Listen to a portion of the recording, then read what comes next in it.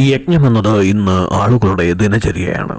അതിനൊരു ശാസ്ത്രീയമായ അടിത്തറയുണ്ടല്ലോ. അതേക്കുറിച്ച് പറഞ്ഞാലും എല്ലാ കാര്യങ്ങൾക്കും 3 വശങ്ങളുണ്ട്. 1 അതിന്റെ കർമ്മകാന്ഡം, 2 അതിന്റെ ഭാവകാന്ഡം, 3 അതിന്റെ ജ്ഞാനകാന്ഡം. ഈ യാഗാഗ്നിയിൽ ഉയരുന്ന പുക അന്തരീക്ഷ മലിനീകരണത്തെ കുറയ്ക്കുന്നു.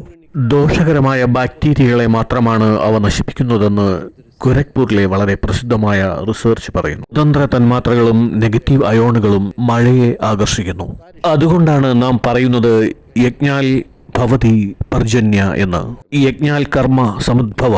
യജ്ഞഫലമായി മഴ പെയ്യുന്നു.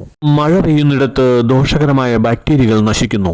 നൈട്രസ് ഓക്സൈഡും സൾഫർ ഡയോക്സൈഡും പോലുള്ള ദോഷകരമായ വാതകങ്ങൾ മുതലായവ കുറയുന്നു. നമ്മൾ യജ്ഞത്തിലെ ഹവനത്തിനായി ഉപയോഗിക്കുന്ന സാധന സാമഗ്രികൾ ഒന്ന് പരിശോധിച്ചു നോക്കൂ.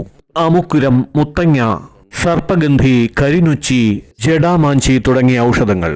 ഇവയൊക്കെ ആളുകൾ മരുന്ന് രൂപത്തിൽ വാങ്ങി ഉപയോഗിക്കുന്നവ തന്നെയാണ്.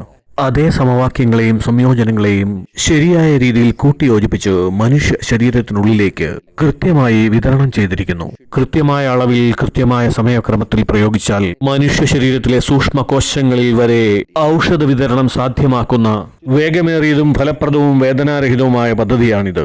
ഋഷികൽപിതവും ആധ്യാത്മികവുമായിരുന്ന ഇത് ഇപ്പോൾ ഇതാ വൈജ്ഞാനികമാകുന്നു.